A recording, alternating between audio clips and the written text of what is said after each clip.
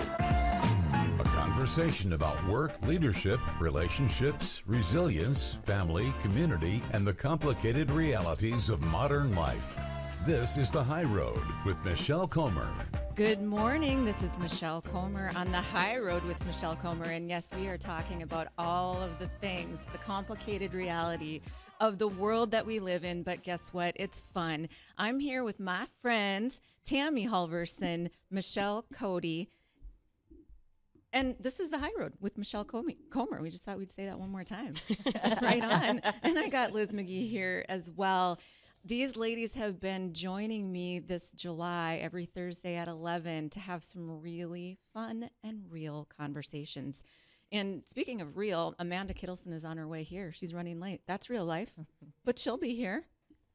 And I suppose we'll need a microphone for her when she gets here too, huh? I just noticed that. All right. Well, guess what? If you're joining us for the first time, welcome to The High Road. I am Michelle Kommer. I'm an employment attorney, a business owner, a recovering public official, and someone who is endlessly fascinated by people everywhere. I always say people are so messy, but we're beautiful too, and that's the fun of it. So this month we are talking about wellness, not wellness as another thing to add to your to-do list, but wellness as the foundation that makes everything else possible. We have talked about mental health. We have talked about financial wellness.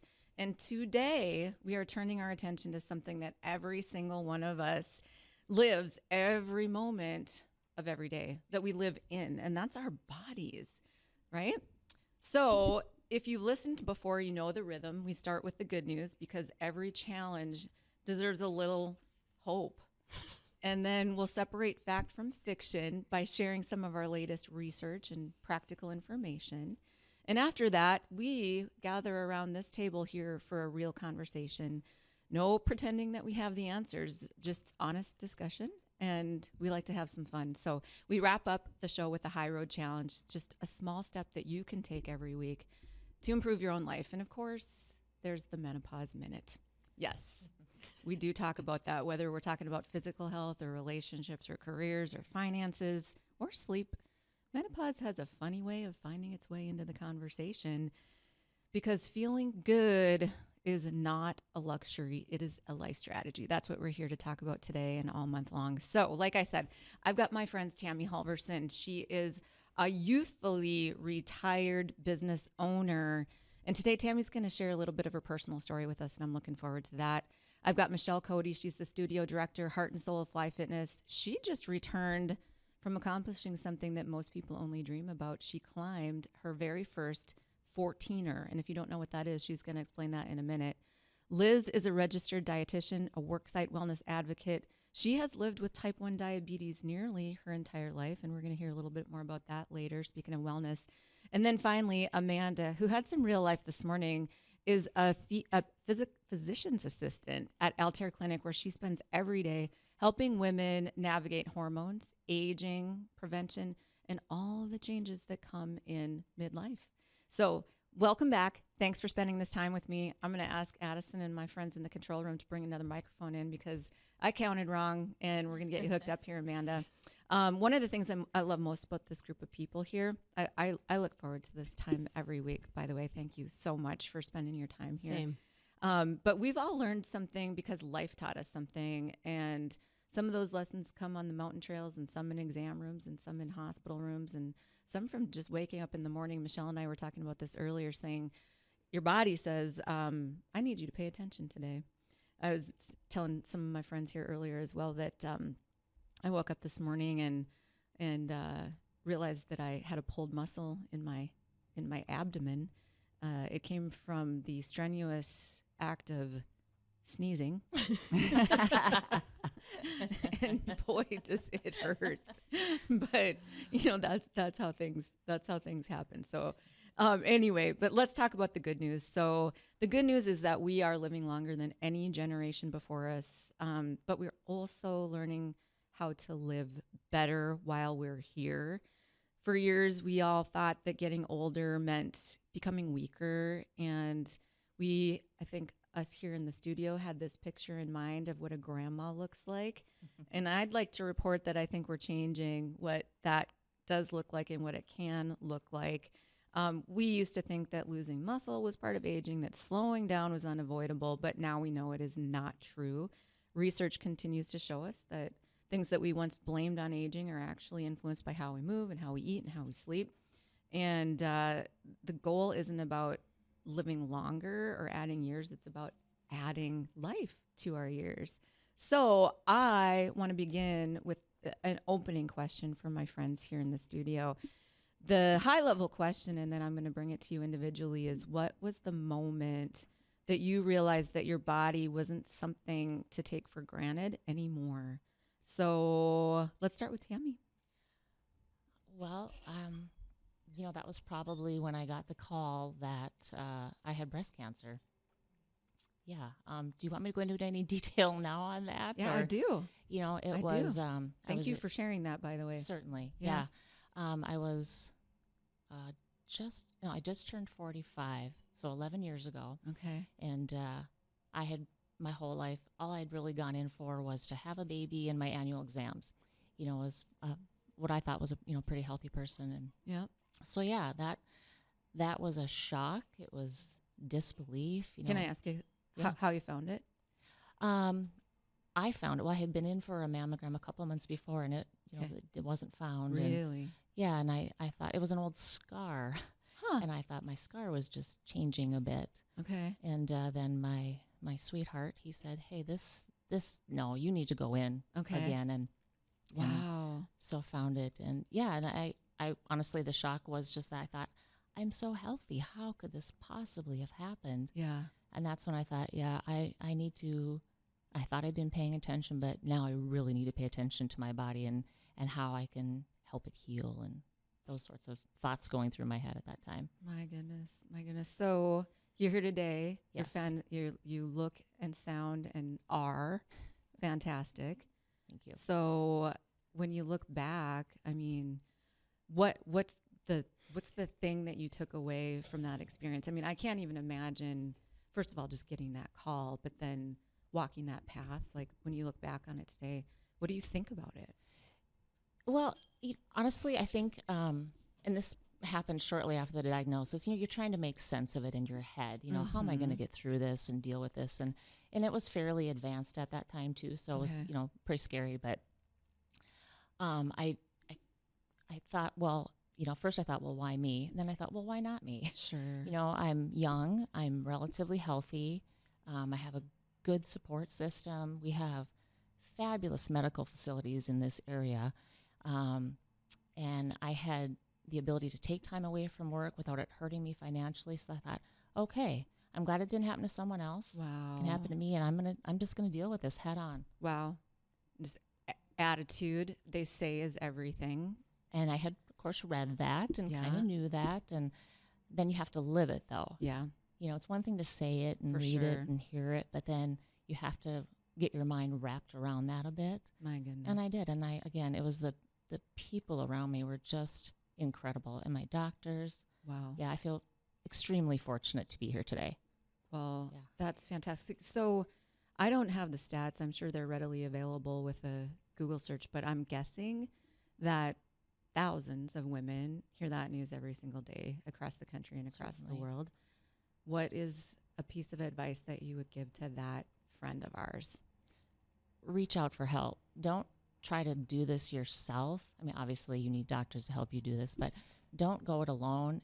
Don't be afraid to express everything you're going through, your deepest, darkest fears. Just get it out there, because there are so many people who want to help you. Wow. And build your team. Build your team. That's Yeah. great advice, Tammy. Thanks. Yeah. Thank you for sharing Sure. that. And I'm sure there are people out there listening that are thankful for you sharing that as well. So here's what we're going to do. We're going to go to a break. We do have a caller on the line. We're going to come back and take a call right after this. Welcome back to the High Road with Michelle Kommer and some great friends. Wanted to thank Tammy again for sharing that journey, that story of when your body woke you up and said, "Hey, here we are." We Certainly we did. got some things that we got to do. So thank you again for that. We do have a caller or callers on the line. Sonia and Alyssa are there. Sonia and Alyssa, thank you so much for giving us a call today. What do you have going on? Oh, hi, Michelle. My name is Sonia Anderson, and I have my colleague Allison Jacobson with me. So we're actually both financial planners and work at RBC Wealth Management. And Michelle, as you know, I am your longtime friend. Yes, you are. I was just, I was just so Yes, you excited are. about your show. Thanks for calling. Hey, Sanj. Yeah. Oh, hi. That's Liz, right? That sure is. You got it. I think you know just about everybody here. Yeah. Well, you know, Allison and I listened to last week's episode, and we wanted to share with the audience that we believe you talked about financial wellness last episode, and we wanted to share with the audience that we believe financial wellness starts with a financial plan or a roadmap. Yep. So, you know, you can't get to a destination unless you know how to get there. And that's why we believe a financial plan is so important. Yeah. Do you see? Oh, go ahead. Please go ahead. Nope, you go ahead.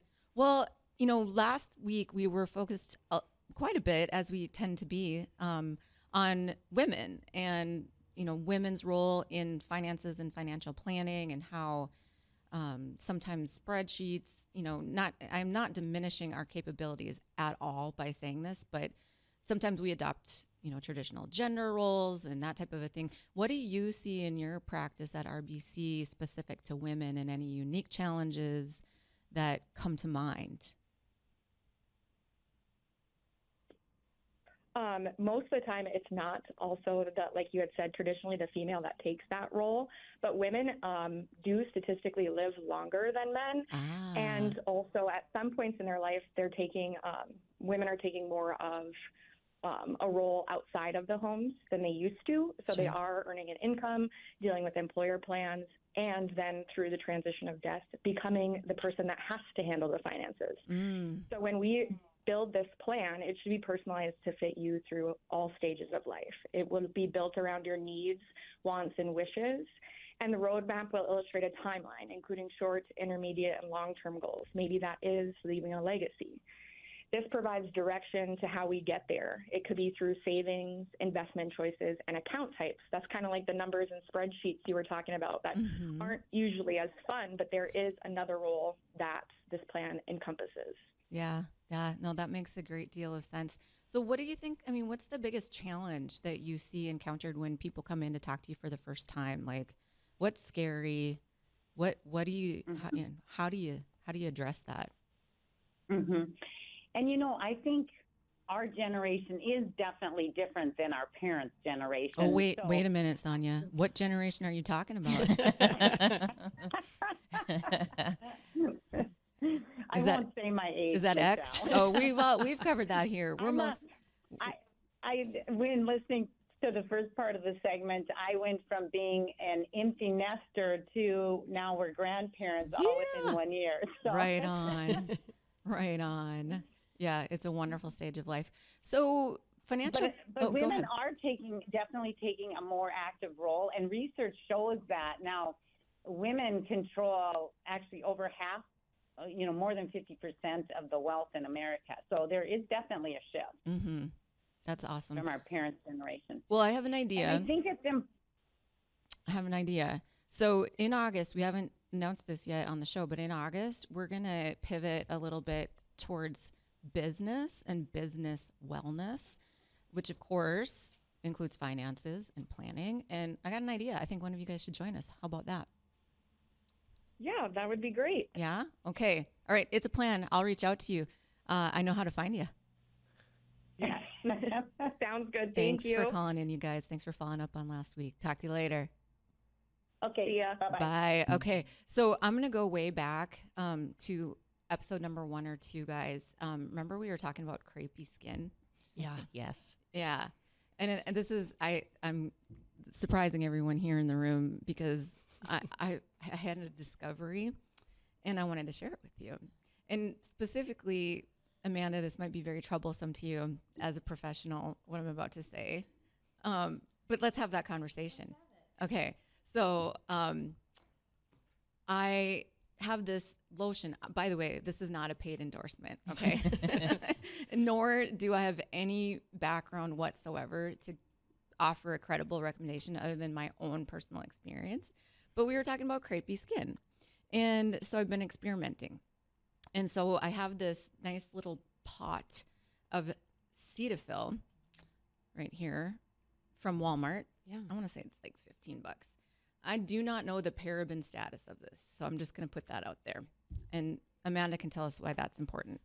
I do think it is important. So, but then I also have this Balahawa Black Gram Body Booster Tea Garden Body Oil from Amazon, claiming to be pretty good for you and pure.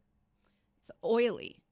I mix them together, you guys. Oh. It's fantastic. Okay, but is it greasy, like I'm staining gonna your pass clothes? it around. Okay. Put a little bit of that on your hand and then squirt that right into it and then put it on your legs. With my chunks of other lotion that's not rubbed in. Liz is shedding lotion. I don't think this is a scientifically controlled study, but I'm going to pass that around. Yeah, pass that around. Okay, so anyway, while we're passing this around, Amanda, let's first do a mic check. Say testing, 1, 2, 3. I don't think you're on. Okay, Michelle's handing it over because we're problem solvers that way. I love it. All right, so we know you come from the world of aesthetics and evidence-based medicine. What's a paraben? It's like chemical preservatives that are added to like cosmetics, like Sounds skin bad. products, things like that. It sounds bad. Yeah, It's for bad sure. for you.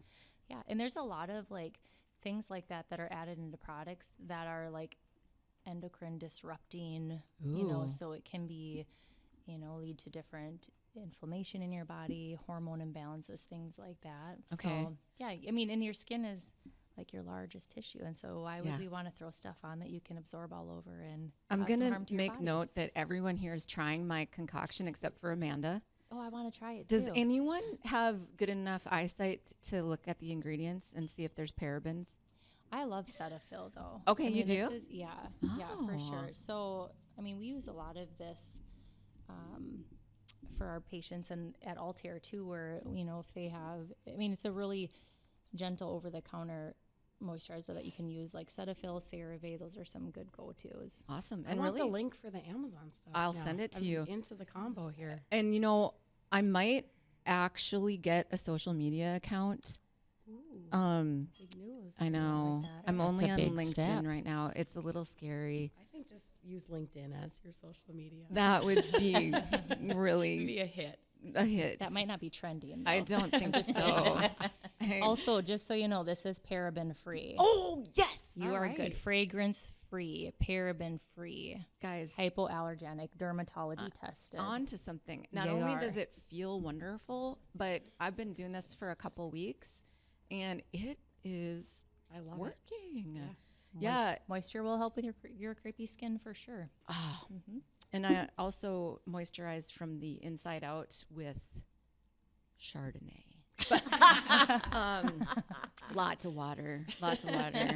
So it is time for us to get back to the topic. Actually, we never left it. We're on the topic of health. Health is intertwined. That's the whole point. Financial, mental, emotional, crepey skin, the whole thing. But we're going to head over to a break and we're going to come back and ask that same question to one of my dear friends here today. So come back to the High Road with Michelle Kommer, and we're going to continue on with the moment Michelle realized her body wasn't something to take for granted anymore. We'll see you back here in a few. Welcome back to the High Road with Michelle Kommer and some fantastic friends. I've got Liz McGee. She is a registered dietitian, a workforce wellness enthusiast. Amanda Kittleson is here from Altair Clinic. Michelle Cody representing Fly Fitness Studio, and Tammy Halverson, youthfully retired business owner. Before break, we were talking about, a number of things because that's how we roll here. Everyone is enjoying the Cetaphil and oil combination. It is called, doesn't matter. When I get a social media account, whenever that is, we'll put it out there. Yeah. But there's I think a consensus here that this might be a winner. So All right, that was fun. But the real question is this. We're talking about wellness for the month of July, and today we're talking about physical wellness, even though you can't really separate one from the other. But I was about to ask Michelle Cody about the moment she realized that her body wasn't something to take for granted. So, Michelle, do you remember a moment, a time, a year, a phase? You know, I don't remember. I can't. I'm just because I'm really thinking about this. Yeah. And I can't point to a specific moment. But here's what I can tell you. I was a student athlete in high school. I would just say I am very competitive. Yeah. I played basketball in college. And so I think it just kind of goes with the nature of who I am. And so fitness has always been a priority for me. And, you know, at different seasons of having kids and a family, it has looked different. But I've always cared about just moving my body. Always. And, That's yes. incredible. Yeah. Not everybody, you know, approaches life that way. Yeah. So it's just, that's great. So you didn't have a moment where you're like, okay, I got to pay attention to this now. I got to get back into it. No, Yeah. no, I don't. I can't think of a specific moment. How did you navigate what I call the seasons of life, where now you've got 4 kids and you care about physical fitness and activity? How'd you fit it in? Yeah, that was that when you're chasing kids and doing all that kind of thing, it does look a lot different. Like maybe it's just walking, and maybe I wasn't able to devote as much time as I am now. But again, you have to like carve it out. Like, if it's early in the morning before everybody's up and rolling, that means a 5 o'clock class or a 5 o'clock workout, you know? So I've never been an at-home workout person. I have never been like, oh, I got weights in the basement ever in my entire life. I've never done that. Okay. So, I've always done group fitness, or it's something outdoor, or, you know. That's awesome. Yeah. Yeah. What would you say to a person who might be the opposite of you, which is, I've never been in a gym, or haven't been in a gym for 25 years, and I'm sure as heck not going to start now? Yeah.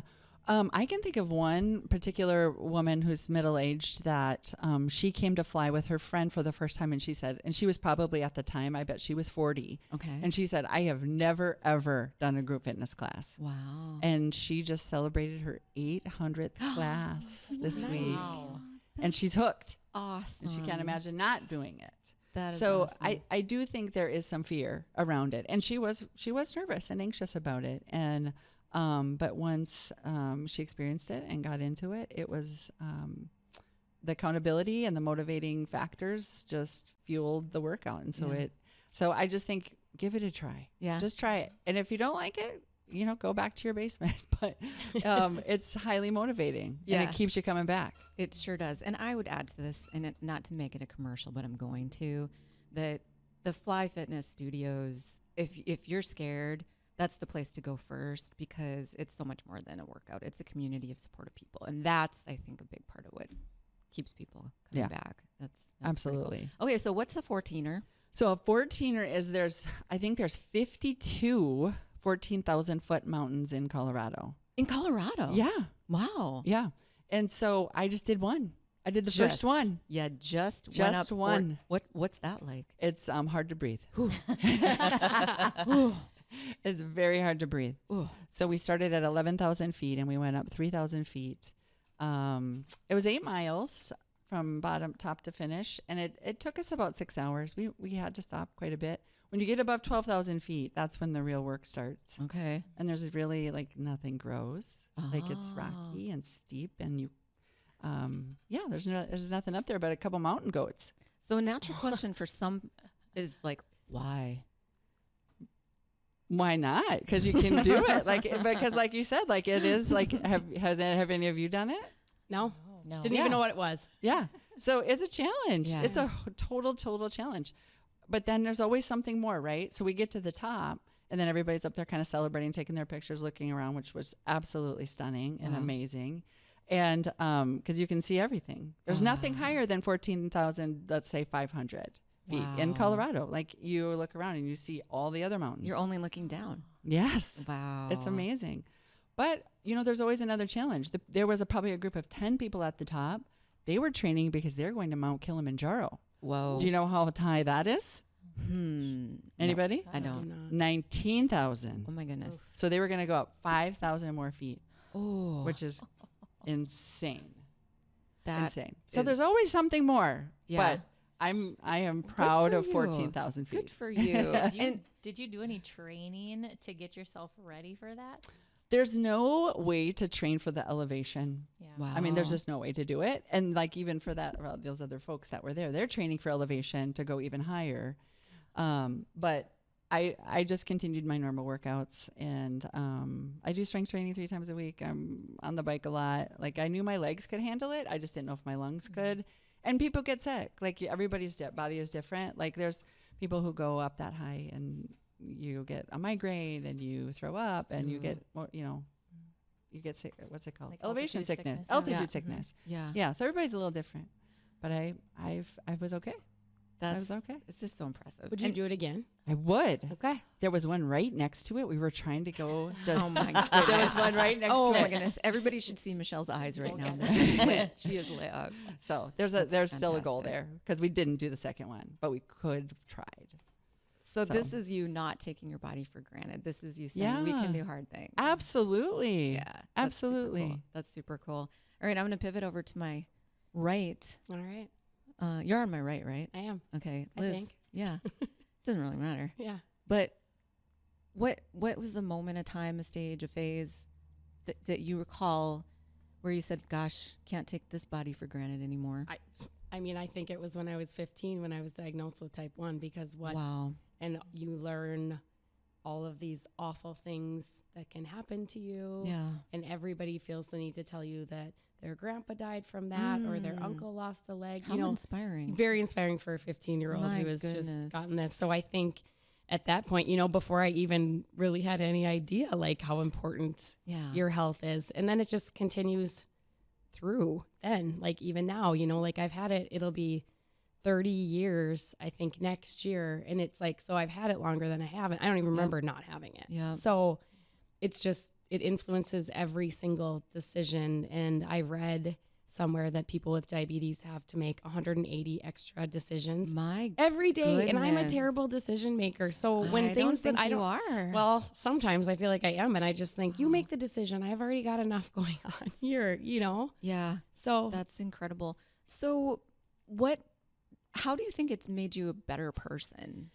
I think, well, in certain ways, it's made me much more responsible than what I would have been at 15, always having and at that time I was doing injections.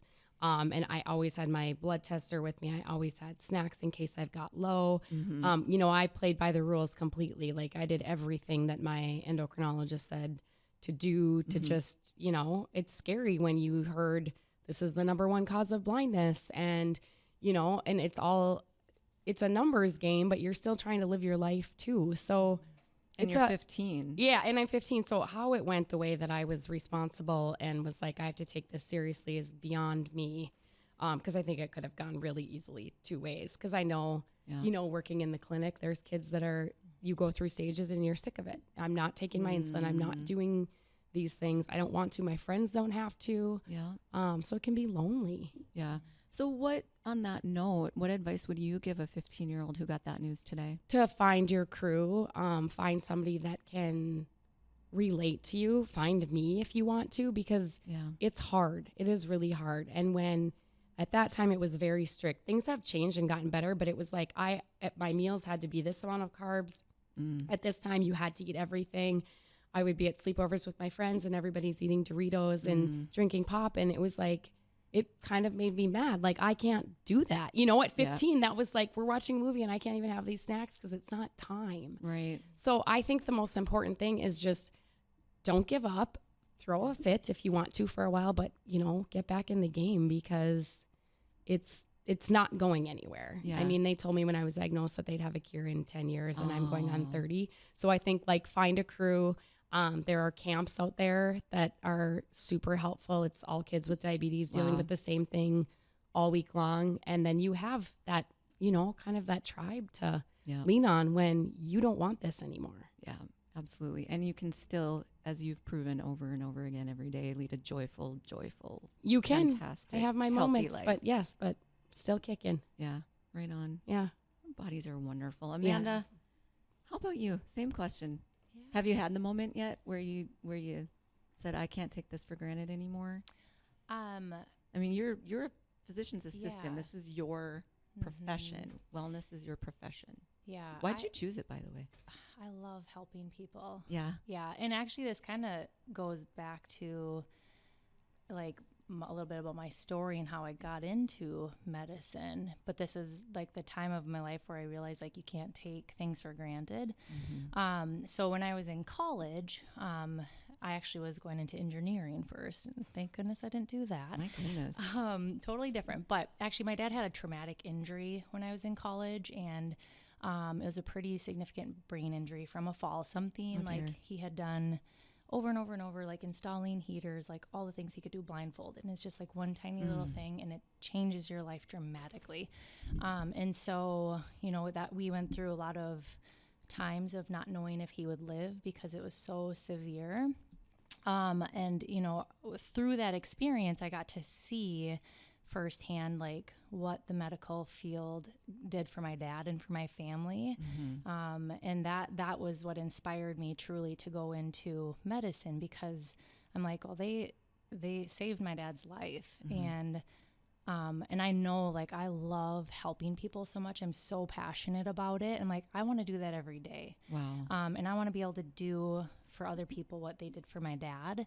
But that was a time too where I'm like, gosh, my dad was 50 years old. Wow. And he's, in a wheelchair now with, he suffered a severe brain injury. And so there's like a huge part of his life that got taken away from just a second of something going wrong. And so it's like, it was very eye-opening. Like you can't take life for granted, but your physical health and all the things, it's like, you just know you want to do the best that you can do to like just take care of yourself. Now, obviously accidents, you can't always prevent, you can't prevent some of those things that happen, but I'd say that was kind of the start of things. And then as I've been in medicine too, you just see so many things, and you're like, I'm taking care of a 40-year-old who had a stroke. And you're like, gosh, okay, life is precious, and what we do matters. How we take care of our bodies matter, sleep and stress management and exercise and nutrition, like everything's just so important. So I think it's just through some of those experiences, it's just always been so eye-opening to me, and kind of just helps me guide how I take care of myself too. It didn't occur to me immediately, like we all have our own experiences, but you chose a profession so that you can help other people be aware and not take their bodies for granted. Guys, we're going to go to a quick break. We're going to come back. We're going to continue this conversation. Come back for more on the High Road with Michelle Kommer and great friends. Welcome back to the High Road with Michelle Kommer and my great friends who have been joining me on Thursdays at 11 this July, talking about wellness and all sorts of wellness, because wellness is not one-dimensional. Wellness is mind, heart, soul, and today we're focused on physical fitness, which connects to everything else, like we said. And we've just talked a little bit about the moment or the phase or the time for each of us when we were reminded that we shouldn't take our bodies for granted. So we always come back in the third segment to talk about the Menopause Minute. Yeah. I love it. Yeah. You guys got anything? I mean, I feel like it just affects so many different parts of my day. Yeah, it Like does. the brain fog is really making me concerned lately. Yeah. Well, You should come see me. Okay. I will. I'll make an appointment. I love it. You actually should. I know. I'm like totally. I got to call Sanj, and now I've got to call. Look at that. Altair. Look at that. I've got a busy little afternoon. Yeah. But like we said, living healthy is not a luxury. It doesn't have to be a luxury. It's a goal. It's something that we can all aspire to. We just got to take a little bit of time to make more quality time. Something Menopause Minute, right? Each of you have said something really important, and like we started with, menopause connects with everything. But Michelle said something about kind of being a lifelong athlete, strength training twice a week. And what we're learning from research now is that women in this stage of life, and men too, benefit significantly from just 2 days of strength training a week. And, we're not talking about gym bros or, I got a story about that too. But we're talking about something you can do with weights in your bedroom, or you can come to the gym, and it's not the workouts of old where we thought we had to get on the treadmill for 60 minutes and sweat it out. So that is the extent of the Menopause Minute, but it applies to everyone. Men, women, strength training twice a week, because strength is what keeps us getting out of bed and keeps us from falling. And it is actually falling that is the leading cause of eventual death. It isn't disease. It is falling. So that was kind of news to me. All right. So we're going to have a little bit of fun with our time left. I have planned for my friends in the studio a couple questions, but I don't think brevity is the strength of any particular one of us. Myself, most specifically. No, actually, that's Liz. But then I'm second for not, having a talent for brevity. That's not a insult. I think. Really? No, it Okay. isn't. I think it's fantastic. All right, I'll take it. I like words, lots of words. I like My it. parents were teachers, so. Yes, they were. But here's the thing. I'm going to ask you to answer these questions with one word. All right? You ready? Ready. Okay. So, let's see here. I'm really stressed. I am too. Feels like pressure. It does. Well, one word to, let's see. Yep. Okay. One thing, Liz, this is for you. And I know this is going to be hard. The one word. One thing your future self will thank you for. So I'm going to give you an example, like a one word answer. Okay. Could be exercise. That's kind of boring, but on point. But, one thing your future self will thank you for. Why do I have to get this one first? Okay, one thing. I know you're ready for it. This is a terrible answer. Nope. Insurance. Ooh. Wow. That's a good It's answer. not. Interesting. It's kind of lame, but I mean, I wouldn't be here. That is, there's so much to that. That's why this is fun, because, it's like, connect it to health. Like, you want to have insurance. Yeah. The alternative is poor health care, no health care, debt. Yeah. I think well done on that. Why, That thank you. was really good. Yeah. Thank you. Yeah.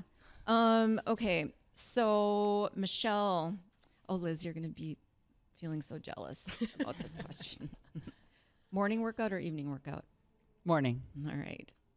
Tammy, what is the most overrated healthy food? The most overrated healthy food. Oh my gosh. Does anyone think skim milk is still healthy? That is a great. See, That that's is a really answer. good. Yeah. Really good. When we start taking the good fat out of things, we went through a pretty long stage of. I'm a whole milk girl. Wow. Yeah. That sounds yucky. Oh, it's delicious. Is it? Okay. I'll trust you on that. Amanda, let's see. If your body could send you a text message tonight, what do you think it would say? Go to sleep. Oh, one word. Sleep. Perfect. Sleep is so important. Perfect. I love sleep too. Sleep's good. Yeah. Sleep's good. So on that note, one tip for healthy sleep. Just one. I know there's a lot. I mean, put your electronics away, devices away, because they're so stimulating. So if you're struggling with sleep, Yeah. put them down like at least a couple hours before you go to bed. Yeah. That's research proven, isn't it? It is. It's so hard to do, but I mean, that would help. I got into this habit of binge watching The Pit. Anyone seen it? So Amazing good. show. It- Best show. It is not good to watch late at night. No. No, I mean, it stresses you out, right? It totally Yes. does. Like your Cortisol? cortisol is like, woo. And I wait till all the episodes are out because I can't Yep. I need to move into the next one Yep. immediately. Yeah. Yeah.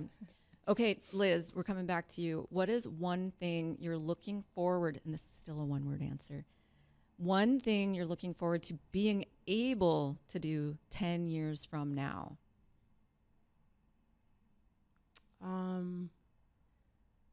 The only thing it's really sad. What? See.